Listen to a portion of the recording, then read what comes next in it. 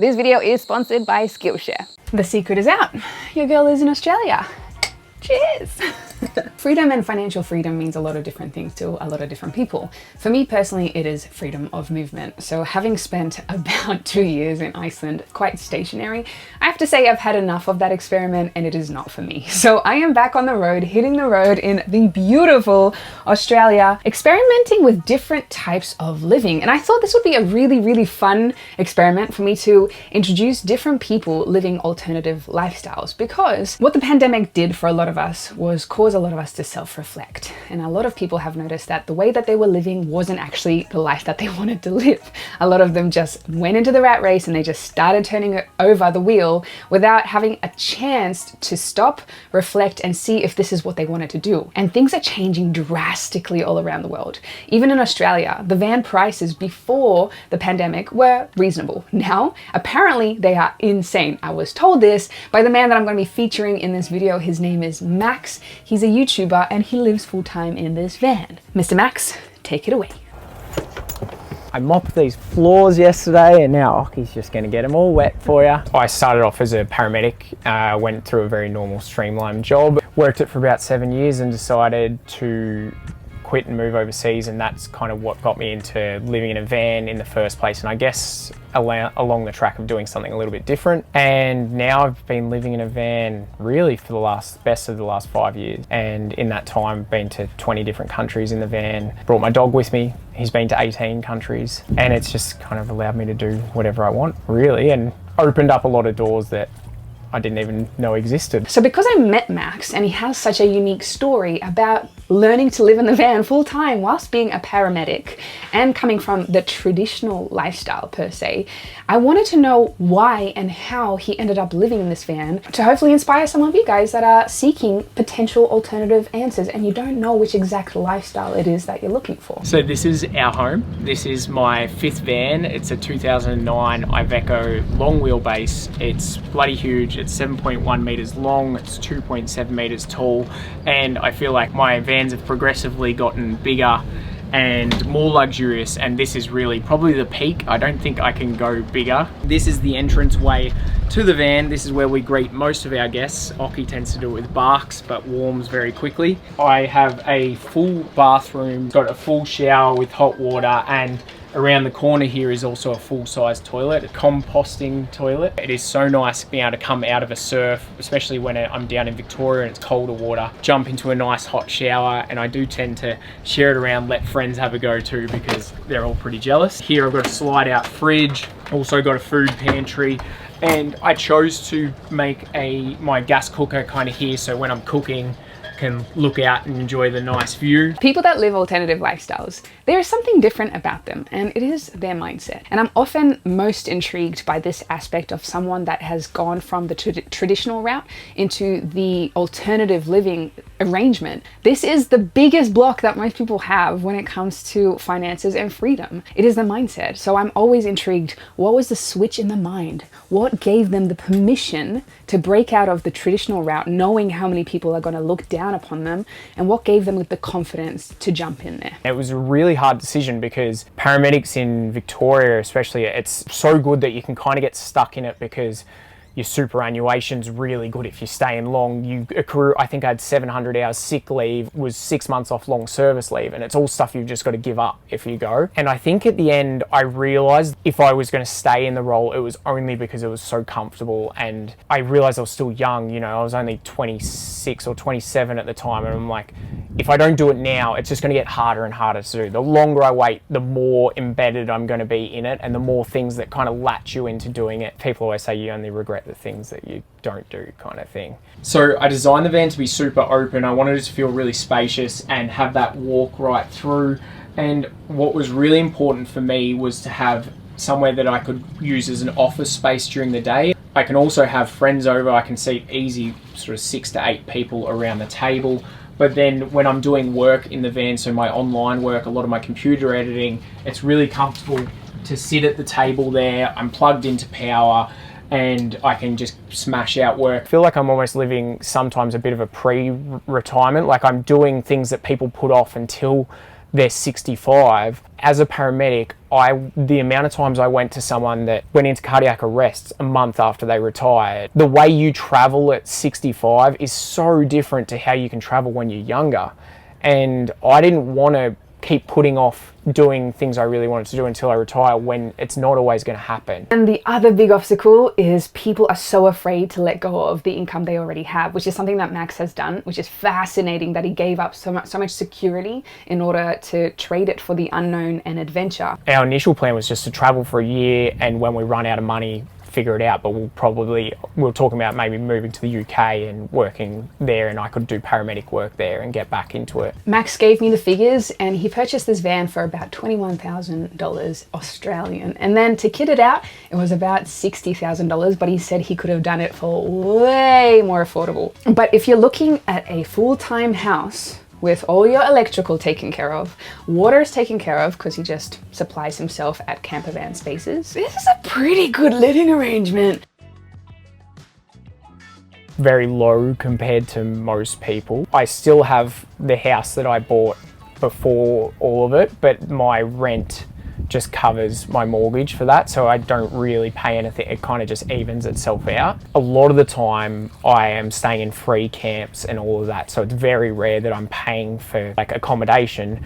Then with the van, it's solar powered, so I don't pay for electricity.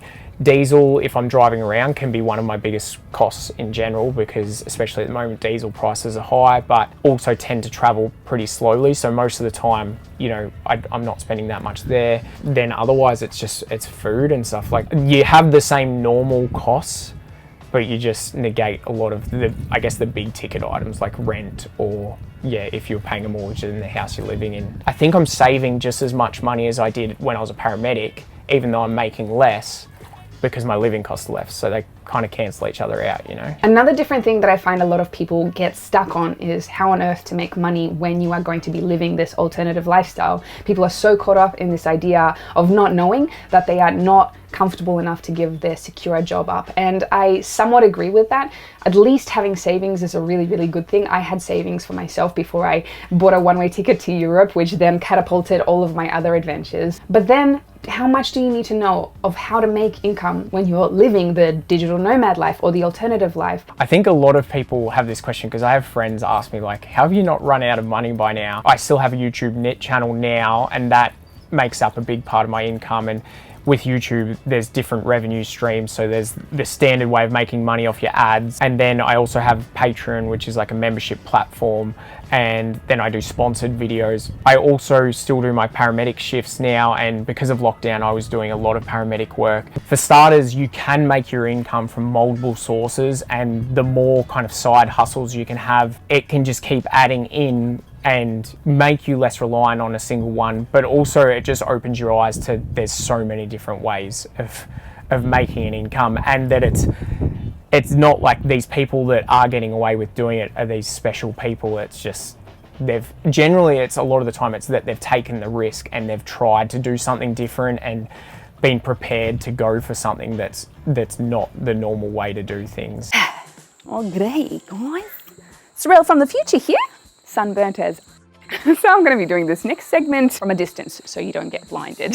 You're welcome. Skillshare is an online community with thousands of inspiring classes for creators. Explore new skills, deepen your existing passions, and get lost in creativity. If you are looking for business tips, great. Skillshare has a whole range of those. If you're looking to start a business in photography, animation, film, graphics, amazing. There is so much to learn about these topics on Skillshare. I'm particularly fond of the class Productivity for Creatives. Build a system that brings out your best by Thomas Frank. You see, running 2 businesses and managing 11 investment properties can get quite overwhelming. So having a system for productivity takes all the guesswork out of my day, and that means procrastination can't enter the building. Skillshare is curated specifically for learning, meaning there are no ads, and they're always launching new premium classes so you can stay focused and follow wherever your creativity takes you. Whether you are a dabbler, a pro, a hobbyist, or a master, you are a creative. Discover what you can make with classes for every skill level. The first 1,000 people to click the link in the description will receive 1 month of Skillshare for free, so you can start exploring your creativity today.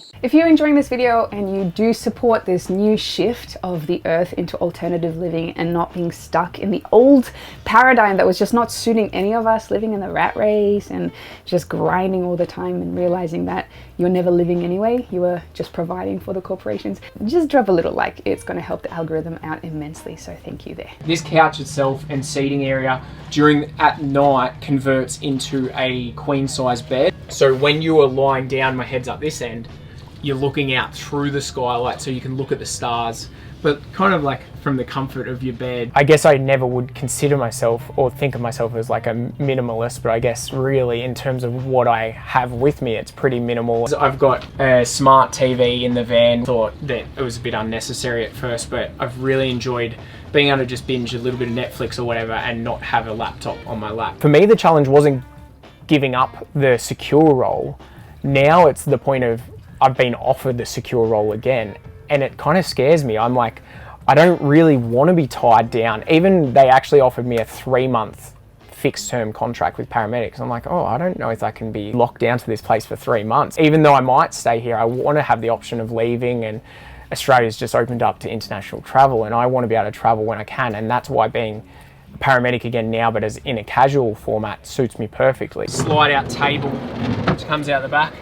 And Occy likes to use it as a bit of a runway, but also so he can sunbake outside the van. You'll often just kind of find him chilling in this area, keeping an eye on everyone. And it's also a really good outdoor entertaining area. I'm still trying to find camping bar stools so we can sit here around the bar.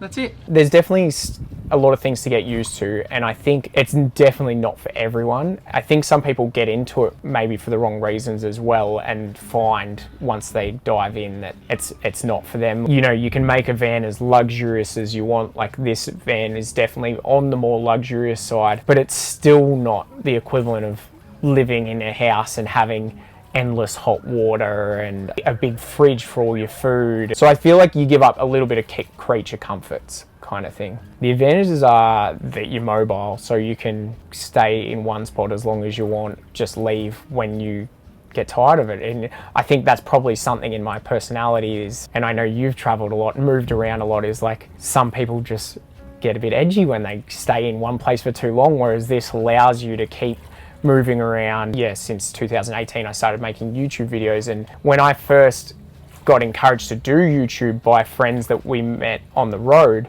I didn't even know you could subscribe to a channel. I didn't know about YouTube. I didn't know you could make money from YouTube. We kind of naturally fell into it for the right reasons. We fell into it to show these adventures that we're on our travels, whereas I have definitely met people that are like, I'm going to start a channel to make money or to grow really big and get this following, which I think a lot of people see through that and generally doesn't go very well. I would love to know what you guys think of this video so far, this unique format, this unique presentation of information. Please let me know, because I actually really want to do more of these. So let me know it down in the comments below, what you like, what you don't like, how can I improve, because I just feel featuring other people is just so inspiring. There's certainly been a lot of opportunity over the last few years where I could have made a lot more money if I had knuckled down. For me, that's not at all what it's about. It's about like making enough to live the lifestyle I want to live, and if I can save a little bit extra as well, then that's amazing. All right, so final piece of advice from a free human, which is Max, living a crossover of worlds in the mainstream world of being a paramedic and living in a van. What do you have to say for those looking to jump into this world as well, Max? You know, they say don't quit your day job. You can quit your day job, but don't rush into quitting your day job. You know, like start dipping your toe in just like as a side hustle around work. I think that's really the key of anything. If you can make an income from something that you enjoy and find fun, then it's just going to come much easier, and you're going to find so much less resistance doing it that it's going to become more natural. And then you've just got to take the risk and go for it. But I think a big thing with taking that risk is know that even if you give up some sick leave or whatever, you're going to be able to probably get back into that job. And I think it's a lot more important to go for something, especially, you know, if you're at a point of your life where you feel like this is the time, because later on, obviously, things like having kids and all of that, you have those responsibilities where the risk becomes a lot higher if you go for it and it doesn't work out. So you might be thinking, what are you doing in this van, Sorrel? So Max is on his way to right now. He's already there, and I just happened to message him at the right time, reach out to him, and he told me that he's hiring out the van. So I have rented it from Max, and I get to live in this van for 43 days to see what it's like to live in a van, because this has been a dream of mine for so long. I want to see what it's like, what the ups and downs are, and just to see if this is something I want to pursue a little bit more and taste freedom in this way. Here's to adventures, alternative living, and freedom. If you enjoyed this video, please make sure that you like, subscribe. Also check out Max's channel, link in bio. We have an amazing newsletter as well that I think you guys will enjoy, so check that out, link in bio. And if you'd like to receive 20% off our private membership with over 3,000 students dedicated to the journey of finance and freedom, use the code YouTube at checkout to receive that benefit. And I will see you in the next one.